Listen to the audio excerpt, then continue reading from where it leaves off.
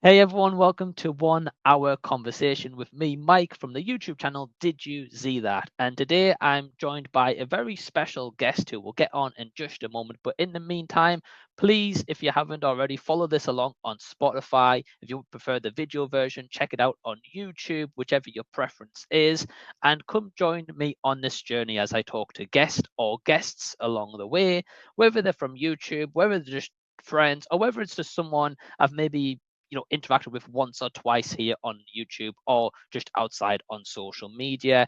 So without further ado, let's get on to this week's episode.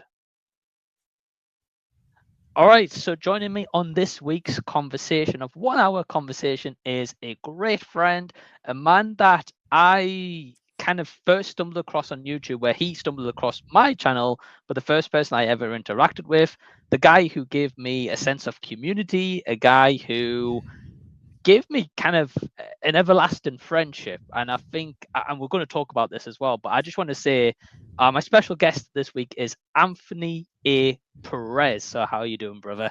I'm good, man. Thanks so much for the kind words. I appreciate you inviting me on. When you hit me up telling me that you were going to be doing these podcast episodes, I was really excited to see what guest you would have on. So I feel very grateful that you hit me up to join one of the earlier episodes of the new show. Right. Yeah. I mean, straight away when I started this show, I knew straight away I had to have you on. Like, it was like no question about it. I was like, going through like a list of names in my head, being like, right, these people I've got to have on here. And you were like pretty much right there. The first guest was Richard G. Reviews, a great friend of ours. But yeah, kind of like what I was just mentioning in my intro, I kind of want to touch on this as kind of a first point of conversation here.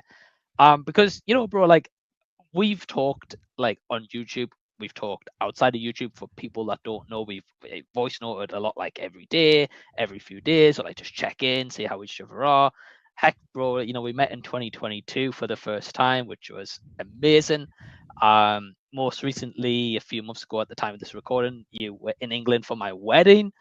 And kind of when I have moments at nighttime and I just think, like kind of about life and my journey so far and this planet, right? And like what I've achieved and what I haven't achieved and kind of future goals I have in mind. One thing that comes to my mind every time is, if I stepped away from YouTube tonight, what can I take away from my journey with YouTube, except from maybe, some cool interview opportunities I've had, some, cool engagement on certain videos and the hate comments that I've had along the way. And one of those things, man, I've got to say, is one of the most beautiful things I can take away from this is our friendship. And one day when I'm an old man, 50 years into the future or so, I can look back and be like, I made a best friend, Anthony Perez from America, from doing YouTube. Do you find yourself ever having those kind of like life moments? And if so, and what was kind of the last life moment that you thought about? Through YouTube or in general? Both. Well, yeah, man, I think it's one of those things now, like, well, firstly, thank you so much, right? Like, thank you for the kind words. I really do appreciate it. And the feeling is mutual, right? Like, we've been able to like build like a really cool friendship, and it goes for a handful of others that are part of our circle. Being able to be in England, as you mentioned, alongside not just you but several of our other like close YouTube friends, that some that I had met before, some that I was meeting for the very first time. And some of the pictures that we were able to take of all of us together was incredible. So like, to be able to have like a community that's been built around us, it's incredible. Because you know when I started on YouTube, my initial goal was for community. I've said this many times on my channel, and I know you and I have talked about it, but it was like I was looking for a sense of community, right? Especially around movies. I got tired of talking to coworkers or random friends about movies, and for them it was like it's either good or it's bad. Like they didn't really care about the ins and outs, the directors, the stars, the musical score, anything of that notion. That it was for them far more far more of about a just kind of just having a really straightforward chat. And so to eventually be in a place where I started a channel and being able to like connect with a bunch of friends, and like find like that community, to be able to have these discourse, like you and I were just going back and forth about Karate Kid Legends just a couple days ago, Yeah. and it's one of those situations where, you know even though we were giving each other crap, and I'll definitely admit to the fact that I was giving you the most crap. I love that we have that. I love that we have that rapport, that we can kind of poke fun at each other, that we can, agree to disagree or agree and whatever. So with all that said, um, yeah, I think now that I've hit that community goal, right? Like I'm not really chasing that anymore. Like, yeah, I've had that similar thought, right? Where it's like if YouTube was to crumble one day, or if I was to just like give up on this one day, I think the biggest positive to take away from it, despite the awesome opportunities, stuff like you and I, where we've been able to interview actors or directors, or get early access to movies from certain studios. Like I know you and I, when we first got into this together, we're like getting early screeners from Shutter, and we still do, or Gravitas Ventures and some of the smaller studios. And we even had some bigger ones. You got to interview David Howard Thornton from the, who plays Art the Clown from the Terrifier film. So that's pretty awesome. And those experiences are definitely something to take away from this experience. But yeah, I've definitely had those moments as well where I can. This is my very long-winded response to say, yeah, I've definitely had those moments where it's like I can look at the friendships for sure, and recognize that those are the those are the takeaways. I think ultimately those are the things I'm the most excited about. I don't feel like I'm chasing that sense of community anymore. I feel like I've found that sense of community, and I'm very grateful for that for sure. I think that's got to be one of the kind of big accomplishments as like a takeaway, because whenever you talk to anyone in kind of like our space, right, we always like, okay, well, who's the guy that brought us together? Your name's at the top, bro. Like the lighthouse. I know we keep saying this, right? But like the lighthouse, you like like Blacktastic Media, Rashad, Q, Dave interpreting the stars, Jacob Martin, like some of our earlier collabs and current ones as well. But then we had, new faces like Ryan, Jason, Elliot, and the list goes on and on and on and on, right? We could be here all day talking about them.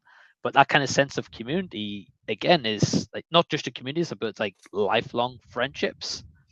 And I think looking at the big picture of that, like when you just sit back and like just generally like take a second and think, wow, like some of my best friends are from YouTube, right? Like the term a lot of times you'd get told as a kid, stranger danger.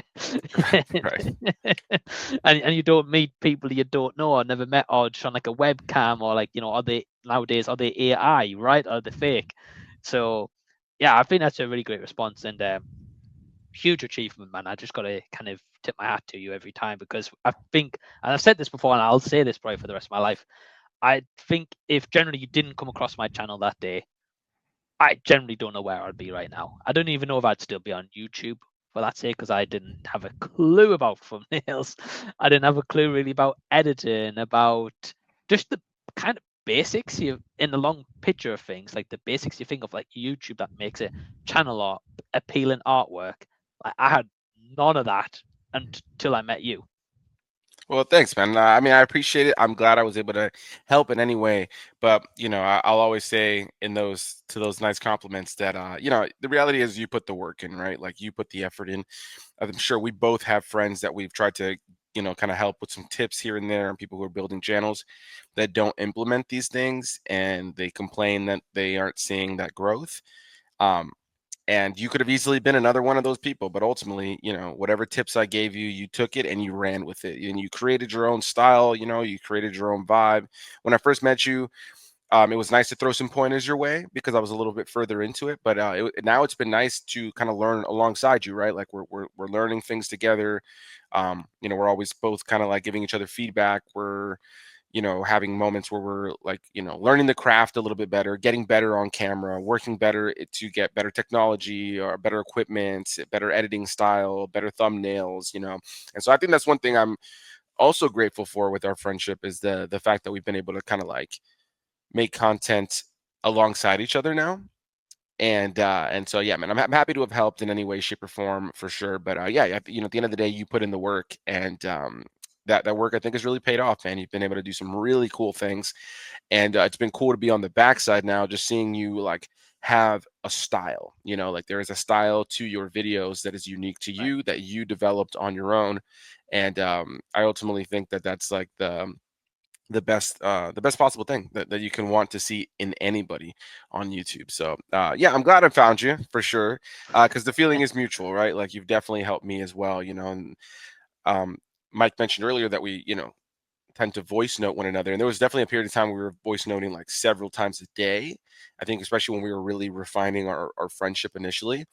And in those days, I mean, the both of us for sure kind of dabbled in negativity, but I was the king of just like pessimism. And I was always down about YouTube and about viewership and about this and that. And I got to commend you in that time, man. I think a lot of friends would have been like annoyed to hear that much pessimism that frequently from somebody, but you always, handle it with grace, and you always, treated me with kindness. And even if you agreed with me or disagreed with me, you would always kind of try to like steer things towards like the positive outlook. And so, even though I've had to kind of put that work in um, myself to, kind of like hone that craft of being better mentally. I can definitely look at pieces of and pieces or and people in my life who have really helped me through that, and you're definitely one of them for sure. Like, um, just being there to listen to me and not judge, and to try to continually give me positive feedback, even though I'm like, everything is ruined. I'm falling, I'm ruined. I suck. My channel sucks. I'm gonna delete it tomorrow. Like the amount of like craziness I threw your way, and you were just like, all right, man. Well, hey, how about look at this? You got 100 views on this video. That's pretty good, right? And I'd be like, it's all over. It's all shit, Right. right? Exactly. Yeah, nah, bro. Like the feeling's mutual as well, and I think it's just important to establish those connections, but also relate to someone who's going through the same thing, right? Like, how many times can we talk to our respective wives, right? Which is crazy to say. Since we started YouTube, right, we're maybe engaged or to start a relationship, and now we're both married, right? It's Right. crazy.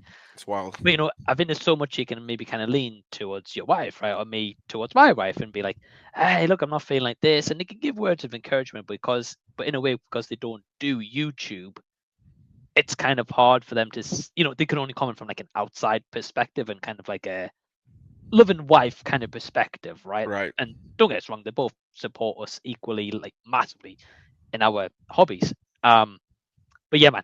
Oh, it's kind of to end that. Yeah, always here if you need anything. I've always said to you, day one, if you need anything from me, I'll be there. Bro, I used to remember when you did the like early live streams, and I Right. I would purposely have a nap, and I'd be up at like 2 a.m. UK time to come and join you and Seek for like Mortal Kombat discussion. Right. Right.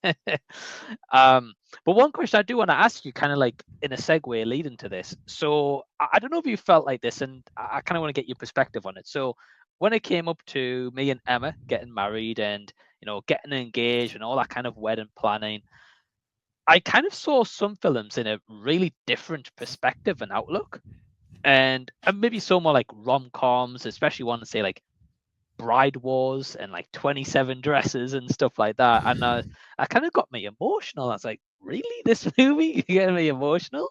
But have you found yourself, since getting married in 2024, have you found yourself having a different outlook on any movie or any particular kind of movies?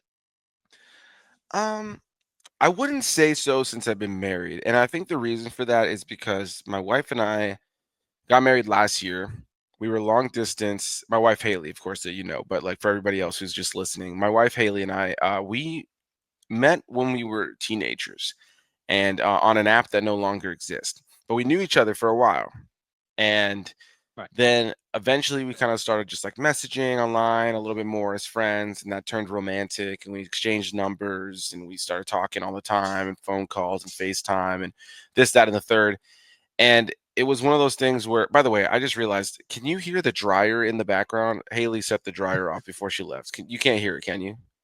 I didn't even know it was going, but Perfect, perfect. This like, live podcasting right here. But um, yeah, so we were long distance for 3.5 years, and then I moved to Vegas to be with her, and then we moved back to Florida together, and there was a lot that happened in that time. All of that to say, we're about to celebrate 11 years in July, but we're also about to celebrate 1 year of marriage. Now, some people think, "Oh my God, you guys went 10 years without, getting engaged." But it was one of those things where, like, we spent like nearly the first 4 years long distance, and before, we didn't have anything like really set in stone, so we didn't rush into any like marriage or this, that, and the third. And then I think like a lot of relationships, sometimes like around like 7, 8 years, there tends to be sometimes some issues. So there actually was like very much like the generic like seven. I don't want to say 7 year itch, but we had our some obstacles to overcome at that time, and kind of like really had to figure out if we were going to continue on with this. With all Right. that said, um, I think what I really my outlook on movies which would change it was during the relationship more so than after. I think my view on romance in films and connection between characters became a lot more. I was able to connect to it in a different way, because I could see my relationship in these things, even if the movie doesn't portray it the same way. And if anything, it's made me a little bit less tolerable to, I think, like the romance that like is incepted and like completely like blooms within an hour and a half long movie. Now, if there's some time jumps, I can kind of get into it. But if it's one of those situations where like somebody's like saying "I love you" by the end of a movie that like takes place, like the events of the film take place within a day or two, it's like okay, it makes me roll my eyes a little bit. Because I think Right. that's just kind of silly. That's just movie nonsense. But when you have a movie that maybe like spans a little bit of time, um, that's where I find myself a little bit more connected to the romance, and I think Right. as I've gotten older too, I've come to realize like you see so many stories of people that love each other but maybe like things just didn't work out timing wise, career paths, different things like that. And so I think about a lot of the hurdles that my wife and I have had to overtake or kind of like overcome, and and how a lot of those hurdles sometimes kind of like they one wrong step, one wrong choice, and we could have not been together, despite our love for one another. So I think of a movie like, I don't know, La La Land, right? It's a completely different kind of situation, but you have two characters that in the end still really love each other, but their timing for each other is just not there. Um, Right. and it's all a matter of like what could have been, had the right choices been made at different times. And I think when I look at my wife and I think about all the choices that were made, but all the choices that were also made that were disrupting the relationship or could have disrupted the relationship, and how any one of those decisions could have left me in a place eventually looking back on my relationship with my wife and wondering what went wrong, so um I think I think more stuff like that. When I watch a movie that has like a really challenging relationship, a romance that like has a lot of ups and downs, um, but they kind of pull through, or there's something like that. It gives me a different perspective on movies like that. But I would say that that would develop more as we fell more in love, as we became more of each other's best friend, as we, as you're outside of the honeymoon phase, and it's more of like a really true partnership and friendship, and less so of like a sexy time, like I'm here, have me, kind of thing, which is like that's fine, but like, so I don't know if that's really answers your question, but I mean, firstly, man, thanks for just sharing that because, like, for anyone who didn't know, obviously, I know Haley, right? I was fortunate enough to meet her at the wedding. But I don't want to kind of bring up too much of that in case you didn't want to share that or anything at all. So I was, if you wanted to touch on that, cool, and you did, right? So that's fair play. But yeah, I kind of think that answers the question. As you said, through your journey of your coming up 11 years, right, and 1 year of marriage anniversary, which that's awesome. And that year's flew by. I still remember you telling me, like, oh, hey, it's coming up very shortly. Like, I'm getting ready. I'm getting, the nervousness is kicking in, all right? So, um, yeah, and I think like kind of like movie journey, right? I think as you go through the relationship and as you go through more serious relationships, right? Like, we've very respectively been through a bit of time where we're like, this was going okay, maybe not working out, and then, maybe looking for that maybe next partnership or like the one, right? Or they say the one, right? right, And I think through that cycle, we go through different, which is kind of beautiful and you look at it and messy, but it's kind of riveting when you think about your life and think, wow, okay, like I was in this relationship at this time. This is my thoughts on when you relate it back to movies or to music, right? Which we'll touch on music in a second. And then throughout your tenure with Haley at the moment, as you said, kind of like your perspective on like love's changed in a movie, like an hour and a half to saying I love you, in a space of 2 days, you're like, that's not real. People don't really do that, right? But for example, I know like a recent movie like We Live in Time, right? With Andrew Garfield and Florence Pugh. great It- example, that- yeah. Right. It's more kind of realistic and relatable because they go through months and years and um like just general like life obstacles really to in their relationship, and very turbulent roller coaster for anyone who's not seen it really. Um and I think it's just kind of unique how you kind of take a perspective of movie and be like, yeah, I can relate with this point. I can relate to this scene or this character or this moment, or like you mentioned, La La Land. They both love each other, but they're not in the right space at the right time, or they maybe met each other maybe too early in life or a little bit too late before they set on their own career path. So, um, yeah, I think I answered the question pretty well, man. But I just really like the perspective from your take and your relationship and the different obstacles throughout the time, and kind of like how you view movies now, to an extent because of that. I think that's really cool. Yeah, I think with anything, any art related thing, especially with talking about movies, our experiences are going to be what really like flesh these things out, right? That if you don't have life experience, you're not gonna, I used to be in a band, for instance, right? Like, and I've talked to you about this, but I used to be in a band. I used to write music. I used to, sing like in my church when I was growing up in the church, but also once I like left the church and I was like playing with my band or with friends, we would write lyrics and stuff. But to be completely frank, the stuff that we wrote that got recorded was written in a time where I was coming out of, being in a Christian private school, and the grand reality is I hadn't really experienced like true hardship outside of like a couple of things. And my when I look back at the lyrics of the songs that we wrote that got recorded, they were fun and silly for the time, but the lyrical content was so one note. It was so surface level. It lacked that experience in life, And so I think today, if I was to write lyrics, the lyrics would have some more depth and they would be able to tell a little bit more of a story. And I think similarly, the way we consume or like view the outlook of a movie, if you haven't really experienced a lot in life, a lot of times you're not going to really be able to like connect to everything. You think a lot of things might even go over your head, even in a movie that you may enjoy. Right. So I think that experiences in life really help define how we view art in general. And so yeah, I think as a kid, I think a lot of people who haven't had like real romance tend to find that romance that they really, really love in like something like a movie because it can feel Right. so like it creates this notion of like love at first sight or like experiencing one thing with somebody that ultimately means you're in love with them, which that's totally okay for a certain kind of movie. And there's nothing to say that there isn't that kind of thing of like experiencing something amazing, like let's say something you go on a weekend trip and you meet somebody random and you can have like a 3 or 4 day like this really cool experience with somebody that like real emotions and like romantic tension kind of blooms. um but there's more to it, right? To like for Right. true like love. So I think my outlook on romance in films has definitely shifted. um but yeah, I think like with anything, it's like your experiences are really gonna help kind of hone that down. Yeah, and I think we kind of evolve as art evolves, but also as we evolve, we go back and look at the old art that we've seen, say, in movies, and sometimes you think, wow, that was like way ahead of its time. Like as a kid, when woo, they're like Right. right over your head, and as you get older, you kind of appreciate it more. But one thing I wanted to ask you about music, and this is something that I kind of been thinking about in the last few months. I've not really shared with anyone, but for example, you might not even know this, right? So my favorite band is a band called Radwimps, Okay. who are mainly known for the soundtracks of Makoto Shinkai movies like Your Name, Weather and Review, Suzume. The list goes on and on and on, right?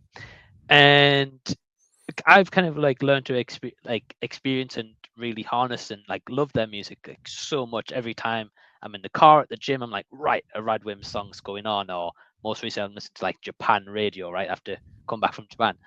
But my question is, I kind of want to pose to you is every time I listen to a specific song called Grand Escape by Radwimps, the 5 minute, there's two versions. It's like a 3 minute and a 5 minute version. I always listen to the 5 minute, the proper version.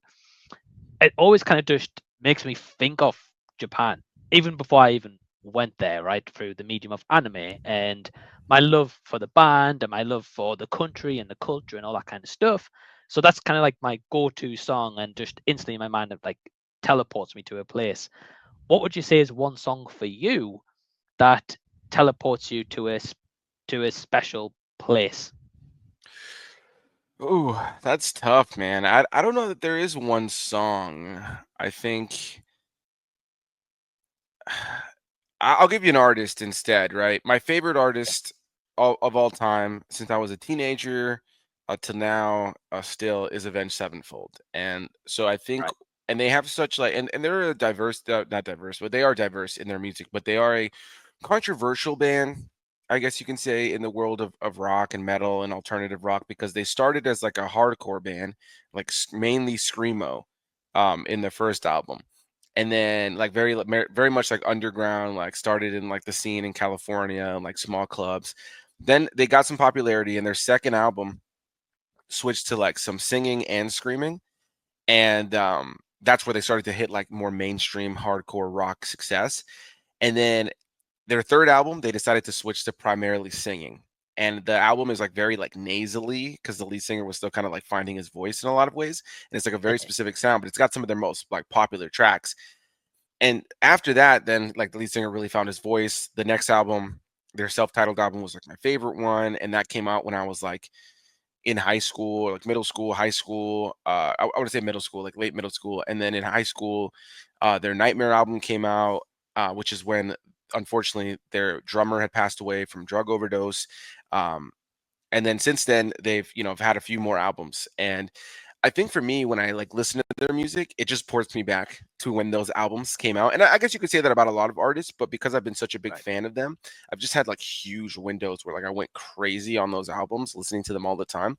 So there's certain albums that just like, and certain songs that will make me remember when I first heard it, maybe a car ride with my family, or like the a period of time working at a certain job, or a period of time of hanging out with certain friends.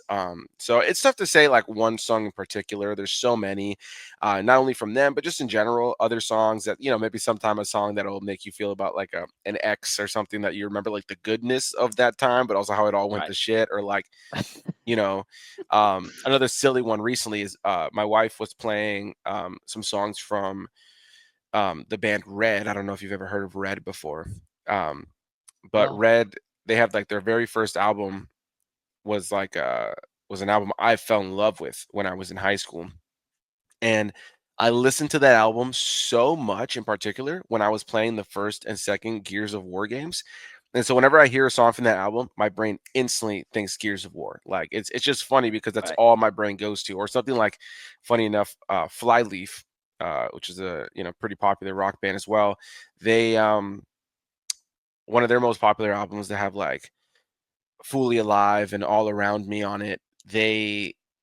I listened to that album like crazy when I was playing Left 4 Dead back in the day, the zombie game. And Yeah, so when I hear any song from that album, I think of Left 4 Dead. So it's tough to narrow down just one, right? Because there's certain things that make me think about a certain time in my life. When I was a kid, before I really even got into rock and metal, I was really into like NSYNC and Backstreet Boys in like the late 90s and stuff. Um, right. so when I hear any of their songs, it instantly ports me back to like good times, being a kid. Sometimes like if I ever hear the Christmas song from NSYNC, I think it's just called Merry Christmas, and Happy Holidays, whatever that song is. I know I'm Right. sure you know it. It's Yeah. pretty popular. Whenever I hear that song, it makes me think of Banjo Kazooie from the Nintendo Yeah. 64 Yeah. back in the day, because again, I was playing that at the same time. So I'm a big gamer, so I play a lot of games, Right. and a lot of times the music is kind of what like the soundtrack of that time in my life. And it tends to kind of port my mind back to those moments. So it's a very long-winded response again to say I don't really know what is the right answer per se. Um, Right. but yeah, I have a lot of music definitely takes me back to certain moments in my life for sure.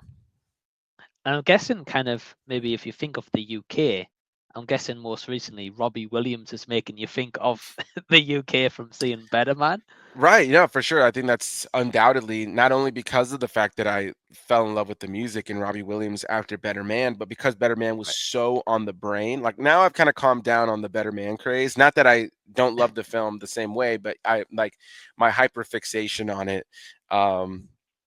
has definitely like kind of like simmered down ever so slightly, but I was still super fixated on it when I went to the UK, and then to go to London and see the street that they filmed on for one of the musical numbers in the film, was Right.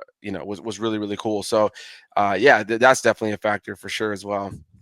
Yeah. And I think you make like a great point. I think we've both and probably respective a lot of other people as well.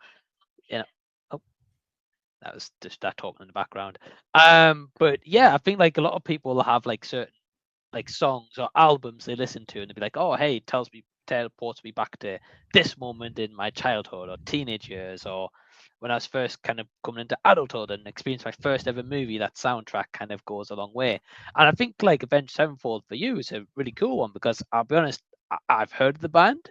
I've seen like their CDs multiple times, but I don't think I've ever sat down and listened to them. And I'd probably say it partially because like my taste isn't massively in rock. It's more Right. like as I've gotten older, like kind of anime pop, anime music, country music, kind of pop music to an extent. So sometimes like odd little like rock song or like a screamo song, like a here or there as such. But it's definitely a band I want to explore at some point and hit you and be like, hey, bro, look, I listened to this album today and this is my thoughts. Like a segment I'm thinking of bringing to the channel at some point is I'm probably one of the rare few people in the world at this moment in time who don't like the Beatles. Okay. And I never have, right? I've just never been a fan, but I can respect that they've got some catchy songs, right? But maybe I've just you know, maybe kind of first impressions of them, right? I was just like, nah, a bit younger, like this is not for me. But kind of a segment I want to do is kind of like call it like a non-Beatles fan listens to this for the first ever time and give it a fair shake now that I'm a little bit older. So I think kind of doing that with Avenged Sevenfold, that might be a bit of a different experience. Yeah, for sure. Well, I'll tell you, I've been keeping it in my back pocket for a little bit, but I do want to do like a live stream series where I have on like a one or two guests for per artist and go through the albums like every live stream where Oh, like okay. I've had my guest on and they'd listen to the album like whatever 2 or 3 times on their own time, and then we'd like sit down and talk about the songs individually, and then Right. see how they feel about the artist as they progressed album to album, like which albums they maybe like, which albums they don't. Because like Avenged Sevenfold's an interesting one, right? Because their first album is like kind of like underground hardcore, kind of like like their production wasn't top notch. They weren't even recording to a metronome, like a click track, which I don't know if you know what that is, but like every artist records to a metronome where you have just like a little beeping sound or like a knocking sound in your ear that keeps you on tempo. um and so like Yeah. the classic kind of like thing. I'm not sure if you're familiar, but Is it kind of not to interrupt? Is it kind of one of those things where it's like it depend on the beat, I'd be like a 1, 2, 3, 4, and then like like the next kind of line, and then or 1, 2, 3, 4, 5, 6, however, or not. No. sometimes things like that, a lot of times they'll have that kind of thing live sometimes, but in the studio a lot of times it'll just be like the beats per minute. So let's like it would just Okay. be like in your ears along with the music, you just be hearing tuk tuk tuk tuk tuk tuk tuk tuk, but it just keeps you on Okay. track of what the beat is, so you don't go outside of the what the actual beat is. Right. But on the first album they recorded, they didn't record with that. So you can hear in certain parts of the songs where like they sped up or they slowed down, and it kind of like, so there's kind of like a charm to that first album. But then when they did their Right. second album, when they had a little bit more success, the producer they worked with were like, you guys are going to record to a click track. And ever since then, of course, like any other artist, they do. Right. But it's cool because once they broke out of like the hardcore, which some people hate that they did that, right? Some people, there's just some hardcore fans that just like, once you leave hardcore, you sold out. But once they got into like more like rock ballad stuff, where they maintained metal but they changed the sound to it. They have other songs that are like more like country songs, or they have songs that are like more like power metal songs, or they have songs that are more like Yeah. alternative rock, or just like flat out more like a rock ballad. Like their style changed with their albums, and like they even have like stuff that's like circus metal, and like just the where the sound is so weird every time and different. Like they don't really have an album that sounds the same as the last. And so I think they're like such a great artist for something like that, because you can really see there's I really do think Avenged Sevenfold is the kind of band where like if you don't like all their music, you will like something, but you'll probably find something Right. else that you don't like in their catalog because their music is so different. Like they've just every album, they've made it a point to make every album so different, and it's always jarring to fans when a new album comes out. But then once you like have digested it enough, it almost feels like, oh, yeah, this is exactly what I would expect from Avenged Sevenfold. But every time a new album comes out, there's this weird thing of like, oh, this isn't what I expected. It just happened with their new album that came out almost 2 years ago now, um, where it came out and everybody was kind of like jarred and floored. It felt so different from anything they'd done before. But I've Right. now listened to that album on repeat a billion times, and I couldn't imagine that not being Avenged Sevenfold now, but like I know when their next album comes out, it's probably gonna sound crazy different. So it's like Right. there's always that, I kind of love that. I don't get me wrong, I like an artist that has consistency too, where like I can be like, oh yeah, this feels like a whatever kind of artist album. But Right. I really appreciate artists that do something like really different on every album. And I think it's kind of all down to the fans that, and being accepting that they can do something different. Right. Because then, as you said, you'll get some fans and they try something different, like, nah, like, Right. oh, they've lost their touch or they're out of sync and stuff like that. And then sometimes, like, I guess another example is of kind of a band going different in my teenage years was Good Charlotte, right? They had like Right. the earlier albums and then they had was it Good Morning Revival it was called? Yeah. Which is like the more like dancier stuff. And at first I was like, what the hell's this? you know? But then after a little bit of time, I was like, wait, I appreciate this, right? This is actually different. It's quite unique. Like they've got some bangers on that album, right? Hell yeah. Um, I'll say right now, that's one of my favorite albums of theirs. And it actually, right. touching on Avenged Sevenfold, has features one of my favorite songs on the album, The River, The River, yeah. that features M Shadows from Avenged Sevenfold as the guy who sings the second verse, and he sings Okay. the next chorus. And Sinister Gates, the guitarist from Avenged Sevenfold, plays the solo that's at the very end of the song too. I did not know that. Yeah, yeah. If you watch the music video for Wow. it, M Shadows and Sinister Gates are in the music video. So as an Avenged Sevenfold Wow. fan and a Good Charlotte fan, that moment when that album came out was like, Right. Wow, I didn't know it was Avenged Sevenfold. Obviously, I know it's like M Shadows, but yeah, I was just thinking like, it's just some kind of underground person you're probably not going to hear of again. But bro, whoa, yeah, yeah. wow, No, it's M damn, Shadows from Avenged Sevenfold, and yeah, I love. It's such a weird thing to hear him on a song like that because right, it's a little bit more like pop punk, you know. Um, Whereas that's not, M Shadow style, but I love his vocals on that song. I love that song. It's a great one. And that album is a great example of an album that like it's so different from their like earlier pop punk stuff, and it does have that little bit more of a dancier edge. There's a couple of songs like The River that are a little bit more in tune with their older stuff, but then right, like, right, you know, All Black or Keep Your Hands Off My Girl or like, so there yeah, quite a few songs on there um, that are very different for sure.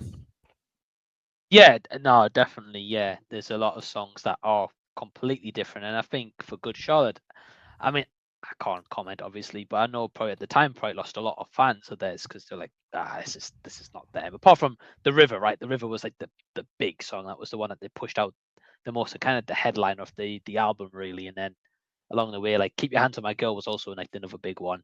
Right. Um, but yeah, I think kind of like the musical journey's been like really really cool, and especially you since a teenager. Have you ever met or currently know anyone who's like a real diehard fan like you for Avenged Sevenfold?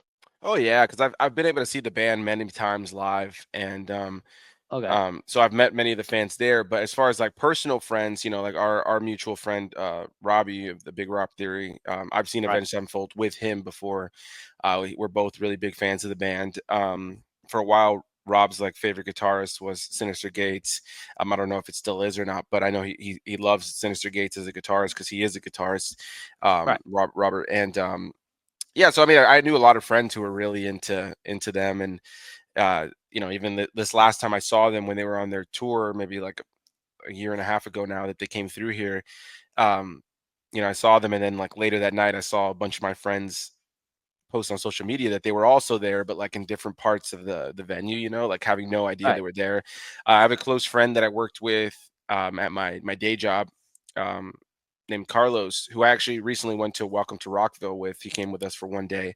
I've been able to go to a few shows with him, and he loves Avenged Sevenfold. So he actually got to see Avenged at that last concert we were at together as well. Um, Nice. so yeah, I know quite a few fans of Avenged Sevenfold for sure, that I've been able to kind of share that with, and I think one of the most incredible parts about it has been getting my wife into it, because she knew a couple of songs before we started dating, but of course, like at this point, she knows like all the songs because of me, and she's been able to see them live twice now with me, and I've like sat her through like all the music videos and like showed her like um they have a really good pro shot like DVD that they released in 2008, um of like a live show that's like really well done. Like it's not one of those live shows that you see online from a festival where it's like the audio is kind of like not great, the mix of it is not great. This is like one that they had produced for them during a live show, Right. and oh my god, dude, I think if you're looking for a way to be introduced to the band and just be impressed by like their musicality and performance, it's called Live in the LBC, and I used to watch that thing like crazy, and I showed it to Haley, and it was one of the things I think that got her really into the band, because it's like it was them like at their peak, not their peak, but like it was them at like a really big point when they were really blowing up, and Right. their drummer, the Rev, hadn't passed away yet, so it's like the core original band, just killing it in this, like, and they were younger too. Now they're in their 40s, so I think like a lot of bands, especially in the metal genre, certain edges start to get softened a little bit. Like they can't go as Right. hard as they were when they were like snorting cocaine in their 20s, but they but Right. they yeah, like I just love that band. I love the journey of them. And I think growing up too, I think that's something I love about rock and metal, is there's a lot of bands that like started so crazy and out of this world when they were in their 20s and their late teens, and as they went through shit, on the road and drugs and alcohol and all these different things started to kind of like mess up their life, their music and their lyrics kind of like match those things, like they're aging, they're Right. growing up, they're having kids, they're like, like their perspective on things changes, so the music kind of grows with it. So it's nice to be able to follow a band from when I was crazy and wild in my 20s to where like now I'm softening in certain edges, and I can kind of like Right. feel like my artists are also kind of in that, and I can still appreciate the old stuff for sure, but it can also feels Yeah. like I'm kind of growing with them. So yeah, I enjoy that about Avenged Sevenfold and a lot of bands in general. I think that the rock and metal world in general is just has some really really great music out there that unfortunately doesn't get any mainstream love anymore. Back when I was a kid, MTV was still really popular, and it Yeah. was all, and MTV2 had like Headbangers Ball, and like, I mean, when you think about it, even before we were really a thing, Right. MTV was like kind of created for rock and roll, Right. with like the old Right. bands of the 80s and stuff. And then it just became like more about like R&B and pop and rap, which is fine. I don't have any hate for that kind of music. But then it like MTV and all VH1 and all these things just kind of became about um like these reality shows, and now it's like it's just like there isn't that outlet for like rock and metal to really like go out there anymore in the same way that it did before. So now if it's like if you know it, it's because you're a fan of that music and you're seeking it out yourself. And there's still a lot of fans. Like I just went to Welcome to Rockville, a couple weeks ago, and Right. that's literally just like I think it's like, if I'm not mistaken, the biggest or one of the biggest rock and metal festivals in the country here in the States. And yeah, I mean, just like dozens and dozens of huge bands in the genre. And there's tons of people there just having a great time. But anyway, getting a little off track there, but yeah, it's I kind of love that we're talking about music. Yeah. I don't talk about music as much as I'd love to on my channel. Yeah, no, bro. Like I really like talking about music because I don't really talk about it that much. I never really get like asked like, "Oh, hey, Mike, who you listen to?" Right? Because everyone's like, "Oh, the anime guy, he's listening to anime music," and I'm like, "Yeah." Which, hey, um, listen, me too. Don't get me wrong. There's some bands right. that are in my playlist that are great, and there's some great bands I've actually been able to see live that play anime music. One of the most notable ones in recent years is the band Sim, who plays. Yeah, yeah. Yeah, I've seen Sim twice now in the last like Attack on 2 Titan. years. Yeah, they play the main song from Attack on Titan. Now I didn't know that's who that was. I'd heard the song, Right. rumbling, Right. and so when I saw them live the first time, I went to go see a band called Dance Gavin Dance, and Yeah, I remember They you talking about this. yeah, and Sim opened for them. And so they came out, and I was like, okay, they're pretty good. They kind of have like a reggae rock kind of like metal thing going on. I was like, what a weird, and they're from Japan, so it's just like interesting to have a Japanese band that has like metal and like reggae in the same like what a Right, sentence, you know? right, Um, and then suddenly the lead singer is like, does anybody like Attack on Titan? And the whole place goes crazy. And then the audio track in the background is like rumbling, but rumbling. I was like, rumbling. oh, dude, no way. This is these guys. And then they just went ham and the whole audience went crazy. And it was like, oh, I love this. So, and then funny enough, I got to see them at Welcome to Rockville last year because they were there and Right, they played the song again and the audience went crazy. So yeah, don't get me wrong. I definitely love me some anime music too. I got some of the rock ones, some rock oriented stuff, yeah. but I definitely got my little girly pop, uh, you know, uh, one like openers for certain favorite things like Naruto or like One Piece or something like that. That I just love those songs. Bro, we both know secretly on this first of your playlist is Sharpay Evans from High School Oh Musical. no no no And no no no! that weird fish song, whatever it's called, the one with Absolutely the not. crazy title. The only song I have on my playlist amidst all that metal and rock from High School Musical is Bet on it, bet on it, bet Uh, on it. Banger. That's it's a classic, dude. I love the Yeah. part, especially where he gets all dramatic and he's looking at the horrible reflection of himself in the Yeah. water, and just like the way he grabs the sand and like it's so cheesy, dude. When we did that video on my channel a couple years ago, that was so much fun, dude. That was a funny one. Well, bro, I kind of got to thank you again for this because when you invited me on for those High School Musical videos, it's the first time showing Emma those movies who'd never Really? seen them before. That's right. Um, That's right. and it'd been years since I'd seen them, but I'd never seen the third one, right? So I got to see them all like kind of back to back, and she loved them, right? And then of course, um, Breaking Free was our first, and that's kind of like our song, right? But like because of you, right? Because before then she was like, we don't really have a song together. It's like, nah, because like Emma loves the heavy stuff, like Ramstein and stuff like that, right? Right. There's Yeah. odd songs like she's put on of like Sam Ramstein, the one about the ladies part. I'll not mention the name, Yeah. but like that song, she put on the one where it's like a whistling backing track. Right. That's an awesome song. I really really like that one. But yeah, like she's really been like heavy stuff and like my music again. It's like anime and stuff, and she's like, I do mean like it's a complete contrast. But yeah, I think like as you mentioned, go back to like Sim. You mentioned, yeah, really cool. You got to see them live. That's awesome. They did tour here in the UK. They came to Manchester, which is like 2.5 hour drive from where I am. But I was like, do I really like them enough to go see them live? Because I love Rumbling, right? Like I Right. think everyone does. And then I listened to the other stuff, and I was like, yeah, you know. So I was like, nah, I'll I go for think like I think one the song, you beauty know. of like rock and metal in particular, and it's something I always tell people who are like not into the genre really. I always say just go see bands live, um, because there's something to like the live performance, right? That Oh of yeah, a rock band that can just really sell you on the band, like sometimes more so than the music. It's sometimes it's that performance piece. And so yeah, I'll say this, Sim puts on a show, man. Like I don't think they're like, depending on how what the price point was, I don't know if it's worth, breaking the bank for, but I do think that right. they are a really great band, in terms of just like how they put on a show, very high energy, and like I just love that kind of stuff, man. I love going like Welcome to Rockville. I've obviously it's fresh on the mind having just gone, but like obviously I saw bands I wanted to see, so I knew the bands, and there were so many others unfortunately I missed because of overlapping set times and stuff like that. That's the worst part about Welcome to Rockville, having to make Right. the hard choice. Two bands you love are playing on two different stages across the field at the exact same time. Who do you pick? Breaks my heart. Um, Right. Right. but either way, like just going, and sometimes even in the past when I've seen bands I'm not like huge on, they'll like at least kind of sell me on like a great show, like just Yeah. moving around on stage, killing it, just like musicality, stage presence. So I will say that about Sim. Even though I don't know all their songs, at both times I've seen them, they just put on a show. That lead singer is jumping around like a spider monkey all over the stage, and he's pretty good. I can't lie.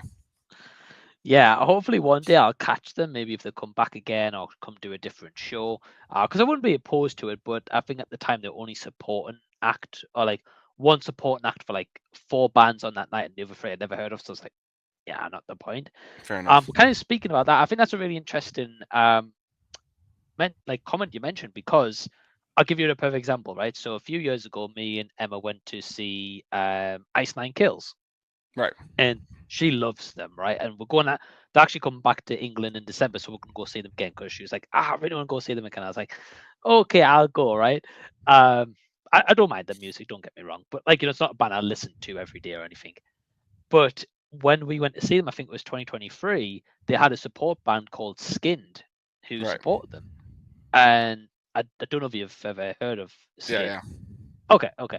So anyway, we didn't know who they were. We like Skinned. I was like, okay, And then she started singing the main singer, and I was like, wow, what a vocalist! And they sing about true crime, and like on stage, like they don't really do a lot on stage because it's again sing about true crime, so it's kind of like like just watching, but like the vocals are amazing. So like that. So first time I ever listened to them was live, and I was like, wow, what a great band. So then going back to like the recorded stuff, and I said to Emma, I was like, this is not for me. I was like, because they distort their tracks like really heavily. I know it's kind of their style, like on Spotify and stuff like that, but they distort them like really heavily.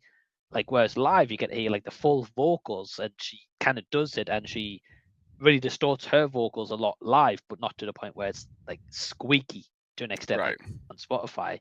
So I think if Emma like showed me them first, I would be like, not watching them live. If they sound like that, I'm not watching them live, right? But Right. live, Right. I'm like, I say to her all the time, I'm like, I can't listen to them like audio, like on street Spotify.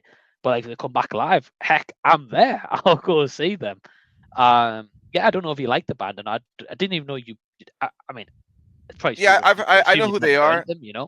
Yeah, I've seen them on some of those big festivals in the past, so I'm familiar with who they Okay, are. They I wouldn't say they're like a band I'm like a fan of, but I am right, familiar with who they are. But yeah, I think that's a good point, right? Like going back to like my favorite band, Avenged. Like I mentioned that live in the LBC, so like that. Not only is that like a DVD that they released and it's on YouTube and stuff like that, you can watch it now, but um, it's also on Spotify and iTunes and stuff as like the individual songs, but you can listen to the whole live show. And so there are certain songs that are on that recording that I listen to the live version over the like recorded version from that album just because I like where the right, vocalist he's like singing older songs too, so his voice has gotten so much better on the live version versus like the older version. And so yeah, I think sometimes there's something to like a live performance that like allows like sometimes things just feel a little overly produced, or sometimes things right, just feel like live, like you kind of like you got a different kind of goal there. Like you have your fans in the audience, but you more often than not tend to have a lot of people who don't know who you are. Unless you're like the headliner and it's like a show at a club that's specifically your show, then 9 times out of 10 everybody in that room knows who you right, are unless they came just for the opener. But right, if especially if it's like at a festival or something like that, or if you're an opening band, more often than not, people did not come specifically for you. They came for the closer. So it's kind of up to you to like really like sell this audience that's sitting in front of you on your music, or at least give them a good show, impress them. And I think that that's the beauty of live music in general. But I think rock and roll in general like really allows for that. I think some of the best vocals in the game right now are in rock and roll.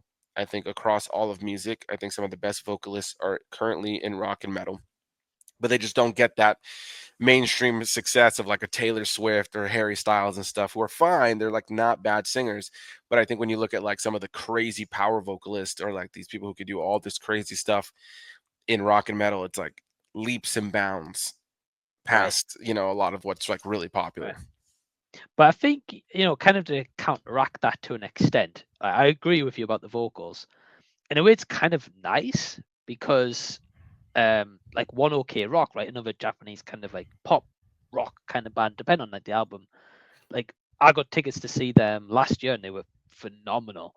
But if they were as big as Taylor Swift, I wouldn't have been getting them tickets. right? Right, Like, of I'm course. not saying Yeah, that I think they it's don't sell out, right? Like, I'm sure Avenged Sevenfold sell out, right? But at least you have maybe a bit more of a chance of getting a ticket to see them that's than true. Taylor Swift. You ain't getting them tickets, bro. You know?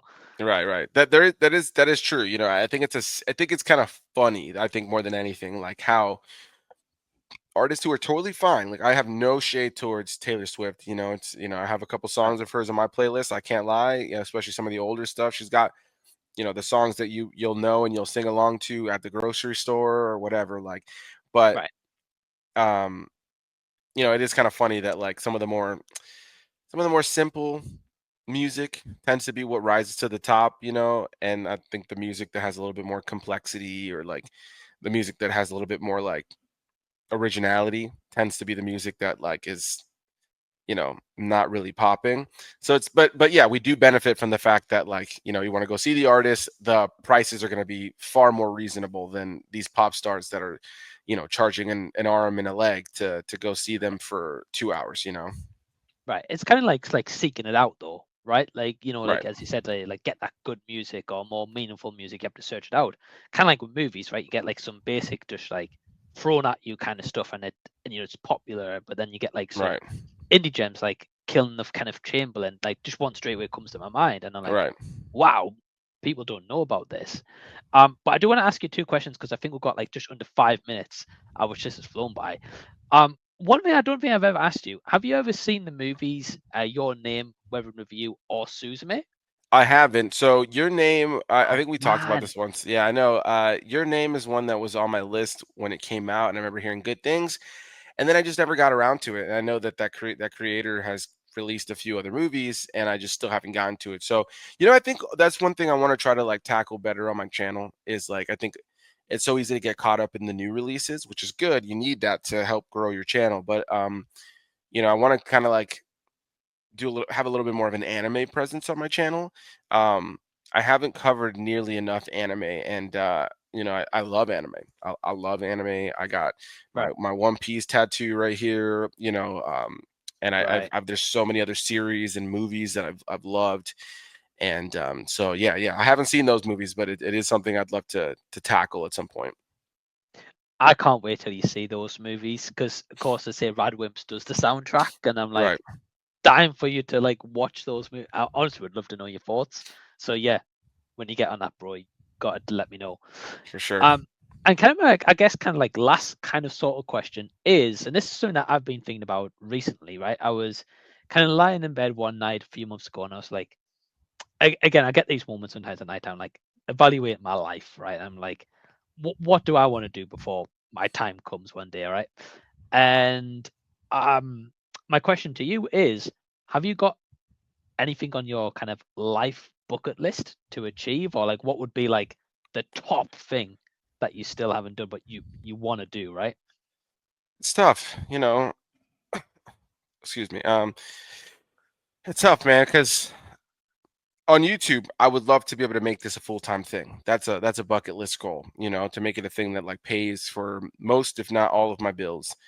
Right, So that's one thing. But like if I was to move away from that kind of dreamy outlook on it, um, as far as traveling, I'd love to go to Asia at some point. You just went to Japan. I'd love to go to Japan. Um, Outside of that, I guess I'd like to make a film at some point, I'd love to direct a film. That would be a nice thing. And honestly, I'd love to get back into music. I think, I my creative outlet has been YouTube and I love it and I think it's right, such a fun creative outlet. Um, but I oftentimes like really wish that I was still playing music, even if it wasn't like something I was doing like too often, just something a little bit here and there. So that's something I'd like to do. It's tough to say as far as like full on bucket list, but I would say that those are like at the top. the top, yeah, yeah. And I think it's kind of cool, like the kind of goals you've got, because I mean we both, I know we've discussed this, right? We'd both love to do YouTube full time, right? That's definitely like one of them, but kind of more things that maybe is, I guess, easier to do because Right, right, YouTube's like a full-time job in itself outside of our own full-time jobs. right, But yeah, I feel like the music element would be like really cool to do because now, as you said, like when you sang back in the band back in the day, right? You had like those kind of fun, silly, goofy lyrics, and kind of like at the Right. time, it like, because that's maybe where you are a little bit in life, right? Now, obviously, as time's gone on, you're at a different stage. You look at them, you're like, yeah, I could do better, right? Or I could like put out Right. something better, more meaningful, and something that maybe people can relate to, like through my experience and stuff. And the Asia one, of course, bro, you've got to experience Japan in your lifetime, man. For sure. It's on my bucket list 100%, to do. My wife and I want to go so bad, and like, I have a lot of friends who actually went there around the same time as you did because Star Wars Celebration was there. But I could never imagine myself spending the money for Star Wars Celebration and then going to Japan for the first time Hmm. and like spending most of my time like in a convention hall. I'd want to like go and actually like be able to like roam around and see the culture a little bit, and stuff like that. But yeah, definitely Japan and just Asia in general on the bucket list. And of course, there's other places I'd love to travel, but that's definitely at the top. Yeah, like with Japan, definitely 100% you've got to go like just for Japan, not for Right. anything else, because we were there for 2 weeks and we just like scratched the surface, Right. Of course. really. So yeah, bro, hopefully one day you'll get to Japan with Haley and an amazing, amazing time. But we're wrapping up to 5 seconds, and thank you guys for watching, and go follow this man on YouTube.